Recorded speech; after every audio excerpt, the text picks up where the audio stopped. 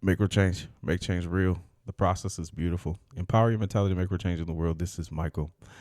We're going through a leadership anchor series. I started this. I put out something on social media saying that I was going through this some mini form, so I'm not going to spend too much of your time. But if you are listening and you missed it, go back to episode 1. We talked about micromanagement versus monitoring. And the title could be either way, but just there's tension that happens in leadership, and this anchor series is to help us deal with the tension that we feel.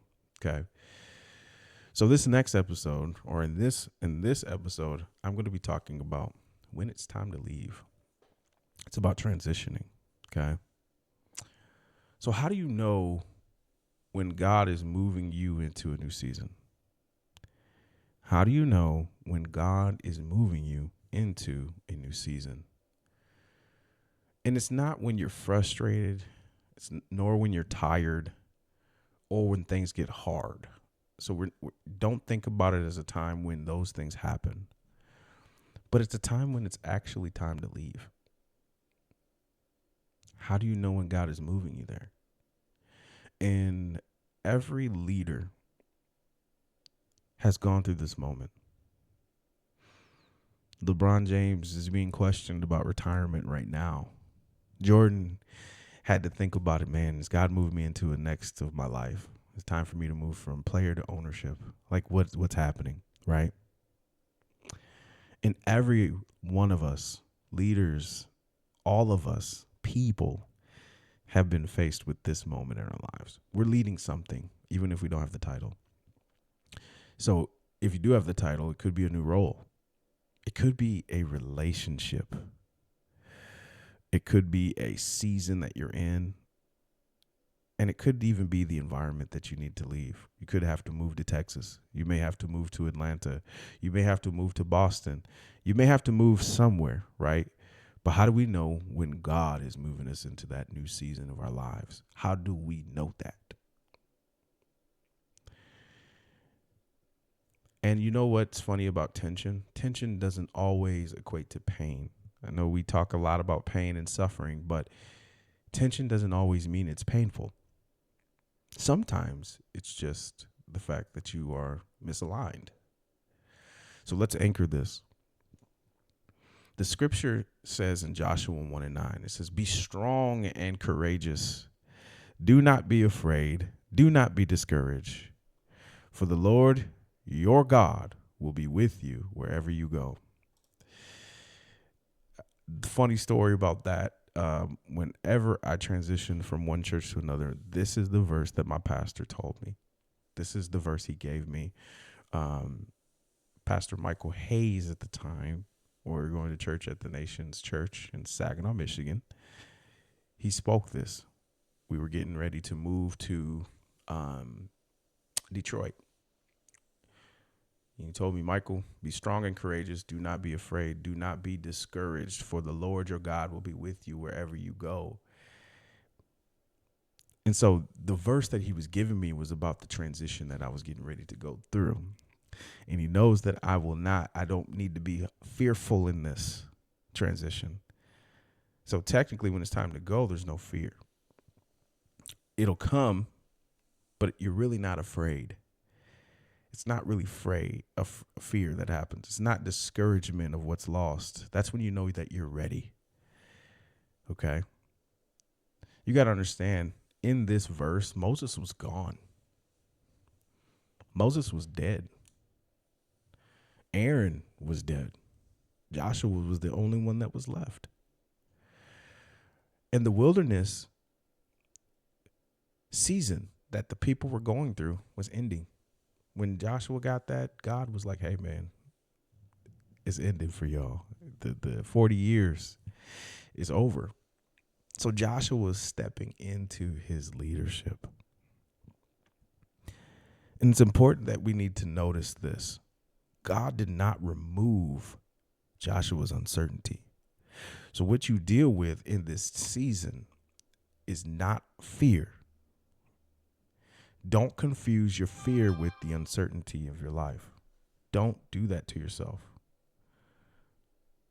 Don't confuse fear with uncertainty. Don't confuse discouragement with the uncertainty. Really address the uncertainty in your life. Address the uncertainty, because with uncertainty comes those two things if you let it. So address the uncertainty first, and then the fear and the discouragement won't be there. Why? Because the Lord your God is with you. Instead of being afraid, instead of being discouraged, be strong and courageous. So it's through strength and courage that will help you also fight this thing called uncertainty. And in that, God gave Joshua the assurance of his presence. God said, listen, carry these two things.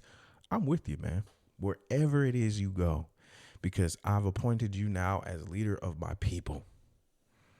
And that's the difference. Faith does not eliminate transition, does not eliminate the anxiety of it, right? Instead, your faith will anchor you in it. So let's make this all clear. Seasons shift when alignment shifts. Okay? Alignment is when your values, the environment, and your calling move in the same direction.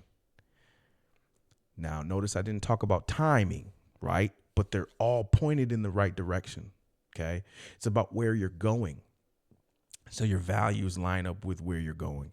The environment starts to line up where you're going. Everything that God has for you starts to come to you in that environment, right? Right? The environment aligns with you. And then you begin to move in that same direction. Okay? We got to understand misalignment. Misalignment is when you feel an internal friction because there's an outpacing of your growth with the surrounding. You become too big for the fish tank, right? You pop those little goldfish in the bowl, and this goldfish starts thriving. He in there happy swimming, and next thing you know, he's huge. And then there's this internal friction with the fish. You see him slow down. You're like, oh, it's because he's outgrown the bowl. So here's the natural progression. Awareness reveals misalignment. That's why I wanted to talk about awareness first. It reveals alignment. And your alignment clarifies your direction. So where you're heading is predetermined by the alignment. Okay? And this is all with God now. And obedience activates movement. So you being obedient is actually what catalyzes you to actually take the step in your faith. So it's through obedience is counted as the actual action, okay? And the problem with us is we oftentimes, like myself, have been stuck because we stop being aware. We don't have the innovation spark. We lose our creativity, so we become stuck. Okay? And then we stop moving. And what happens is prolonged misalignment. So if you just stop becoming aware and you allow time to just slip by, what happens is resentment. When things aren't aligned for so long in your life, you begin to resent decisions you made or didn't make, things like that. So let's do an awareness check. Ask yourself, is this environment still developing me? Or am I shrinking to stay comfortable?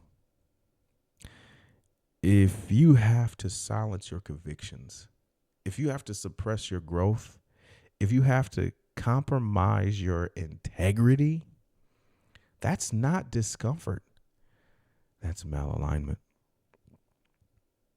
Say that again. If you have to silence your convictions, you can't speak out of conviction in the environment.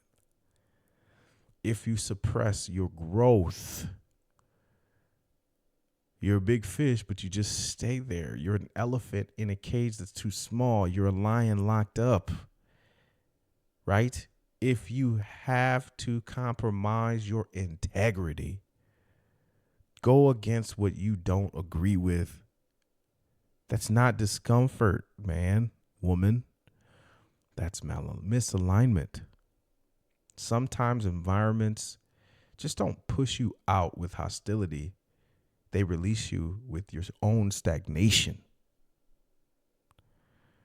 And stagnation is God's way of saying, you've outgrown this level, sir. Ma'am, you're too big. You've outgrown this. You've outgrown this. You're too big. So let's tie this to the idea.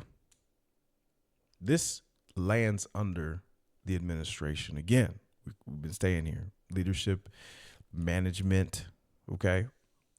And it asks, how do we steward what God has entrusted to us? How do we steward that? Okay? And sometimes stewardship just means staying and building. Sometimes stewardship means transitioning and expanding.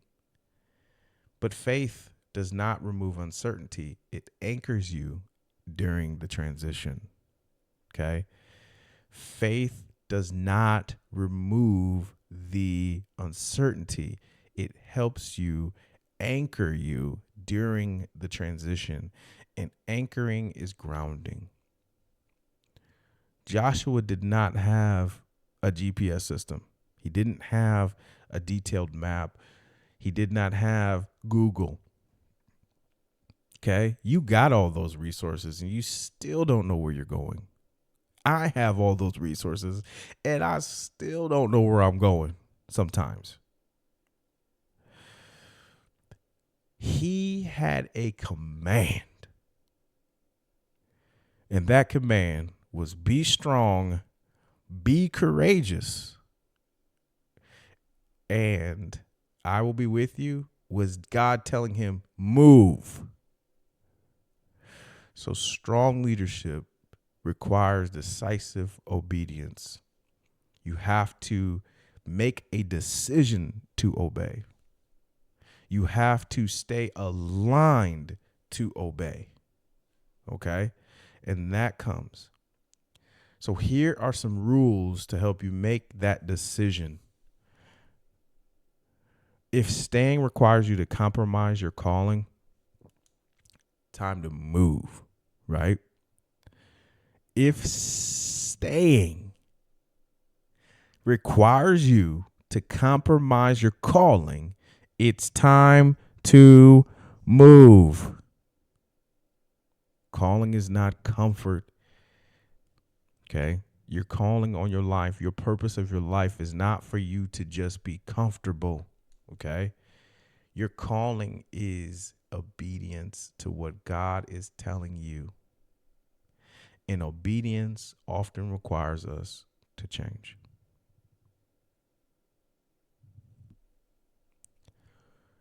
So practice this week. Do yourself a favor, not me. I'm going to be practicing this with you. Write down one area of misalignment you have been ignoring. What is the one thing that you have been ignoring? Not complaining about, right? Complaining is kind of like, you're contemplating on changing something, okay? But it's just flat out ignoring. Just put it off, like, nope. And it's misaligned. It's causing you to be stagnant. What is that one thing in your life that's causing you to be stagnant right now? So then follow up with this question after you've answered this. Say, is this temporary discomfort or is it sustained compromise? Have I been compromising this thing that I'm ignoring for too long? Is this temporary discomfort or is this a sustained compromise? Because there is a difference between the two. And that clarity that you have will produce peace. So, leadership transitions are not for you to escape. It's not a time for you to sit there and play the game. It's not time for you to go to the bar and drink yourself half stupid, okay? It's not time for you to go, and it's not an opportunity, right? We all use these as excuses. Oh, I'm getting ready to leave anyway. It's not a time for you to just escape what you're doing. No, work diligently still, right? Don't escape. Why? Because these transitions are assignments, okay? And you're still on assignment. You still have to work. You don't want to develop bad habits because you're escaping, okay? Now, I'm not saying if you're burnt out to go not take a vacation, but don't escape your stagnation. Don't ignore what's stagnant in your life. Go take the vacation to address why you're stagnant. Use the walk on the beach to work out those things, because yes, our environments, depending on what we do, it's too noisy, right? We don't have that opportunity to just go and figure life out. So some of us, like myself, a plane. I have to get on the plane. I realize I don't know what it is about the plane, the air, and just whatever. It just recalibrates everything in my life that I've been stagnant about, whether it be the book that I'm writing, anything. It just gives me hours to reflect, the actual space to clear my head, to listen and soak myself in the environment that I ultimately am peaceful with, right? And that's important because that's when God actually moves you. And in that, he sustains you. So remember, be strong and be courageous and move out of obedience when you're called. All right, that's it. Make real change. Make change real. The process is beautiful. And empower your mentality to make real change in the world. Coach King, peace out.